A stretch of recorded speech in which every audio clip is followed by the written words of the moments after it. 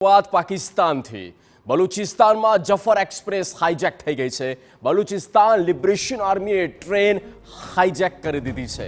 BLA તમામ પ્રવાસીઓને છોડ્યા છે અને સૈનિકોને બંધક બનાવ્યા છે। 140 જેટલા પાકિસ્તાની સૈનિકોને બંધક બનાવી દેવામાં આવ્યા। ટ્રેન પર સતત ફાયરિંગ પણ કરવામાં આવી રહ્યું છે। હાલ સુરંગમાં જફર એક્સપ્રેસ ટ્રેન ઊભી રાખવામાં આવી છે। બીએલએ સાથેની અથડામણમાં 6 પાકિસ્તાની સૈનિક પણ ઠાર થઈ ગયા છે અને સૈનિકોને બચાવવા પાકિસ્તાન કરી રહ્યું છે એર સ્ટ્રાઇક। ક્વાટાથી પેશાવર જઈ રહી હતી જફર એક્સપ્રેસ। પાકિસ્તાની સેનાના અધિકારીઓને પણ બંધક બનાવી દેવામાં આવ્યા છે।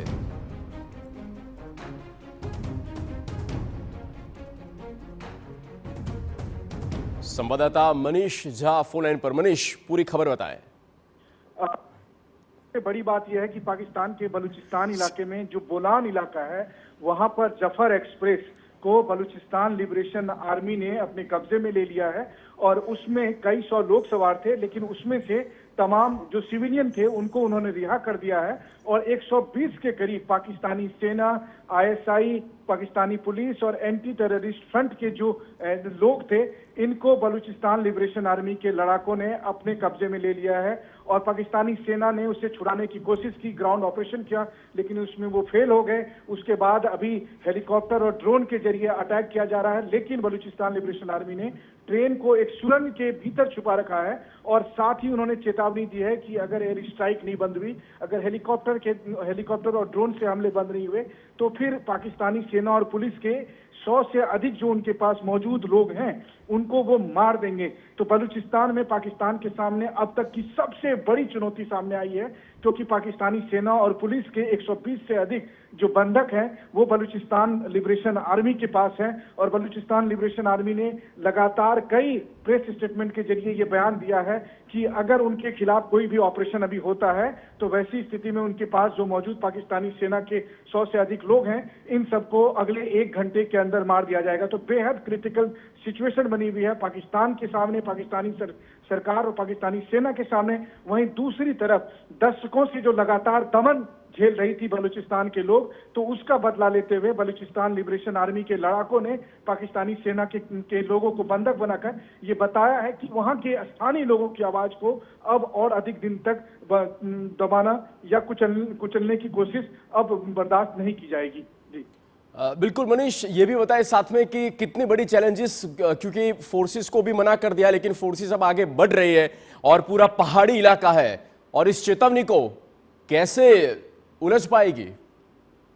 बिल्कुल सही कहा आपने। देखिए, इस वक्त पाकिस्तान की सरकार के लिए और पाकिस्तान की सेना के लिए ये बहुत मुश्किल बड़ा काम होगा। वो इसलिए क्योंकि ये टेरेन ऐसा है, एक ऐसा टेरेन जहां पर की पहाड़ी इलाका है, सुरंग के भीतर ट्रेन मौजूद है और सुरंग की वजह से बलूचिस्तान लिबरेशन आर्मी ने बहुत ही सोच समझ कर ये फैसला किया था। 3-4 घंटे पहले की बात है जब क्वेटा से पेशावर जा रही ट्रेन जफर एक्सप्रेस को उन्होंने ठीक उसी लोकेशन के पास, टनल के पास जो है ब्लास्ट करके पहले डिरेल किया और फिर ट्रेन को वो टनल के अंदर लेकर चली गई है।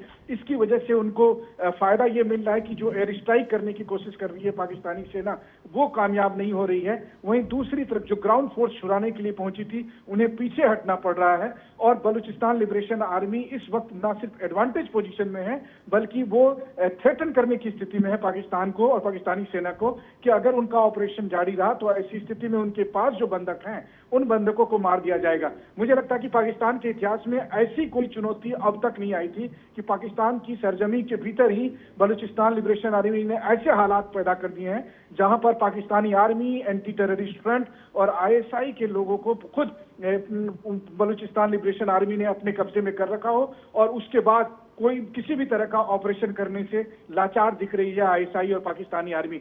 जाहिर है कि अगले 1-2 घंटे बेहद क्रूशियल हैं, क्योंकि जिस तरीके से बलूचिस्तान लिबरेशन आर्मी लगातार अपडेट दे रही है और ये दावा कर रही है कि अगर ऑपरेशन नहीं रोका गया तो फिर ऐसी स्थिति में वो अपने पास जो बंधक हैं उनको मार दिया जाएगा। तो इस बात का डर है कि कहीं 100 से अधिक पाकिस्तानी सेना इस वक्त मार ना दिए जाए। लेकिन यह भी बात सच है कि पिछले कई सालों में देखें, दशकों से बलूचिस्तान में किस तरह के जुल्म और अत्याचार पाकिस्तानी सेना करती रही है।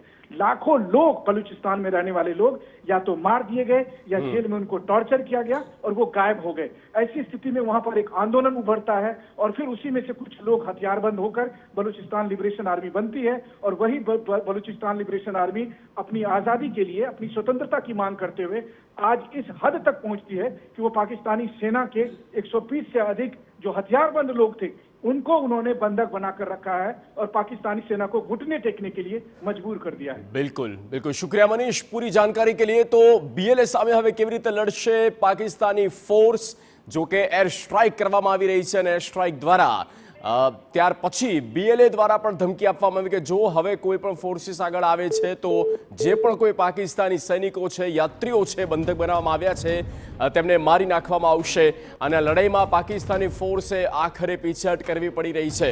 બીએલએ બંધક જવાનોને મારી નાખવાની ધમકી આપી, એર સ્ટ્રાઇક રોકો નહીં તો બધાને મારી નાખીશું તેવું બીએલએ બલુચિસ્તાન દ્વારા કહેવામાં આવ્યું છે અને છેલ્લો મોકો તમારા સૈનિકોને બચાવી લો। બીએલએ કહ્યું અત્યારે અમે મજબૂત સ્થિતિમાં છીએ।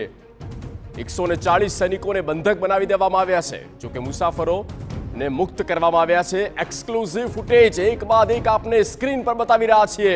આ એ ફૂટેજ જોઈ રહ્યા છો જ્યાં માહોલ બરાબરનો બગડ્યો છે અને પાકિસ્તાની એરફોર્સ કે જે હવે પીછેહટ કરવી પડી રહી છે। બીએલએ દ્વારા ધમકી આપવામાં આવી કે જો પાકિસ્તાની ફોર્સ આગળ આવી તો ના થવાનું થશે અને જે પણ પાકિસ્તાની આર્મી કે પછી સૈનિકો બંધક બનાવવામાં આવ્યા છે એ તમામને મારી નાખવામાં આવશે। આ પ્રકારની બલુચિસ્તાન લિબરેશન આર્મી દ્વારા પણ એક રીતે ધમકી આપવામાં આવી છે અને એક એડવાન્ટેજીસ પર બીએલએની એજન્સી, બીએલએની ટીમ અત્યારે દેખાઈ રહી છે।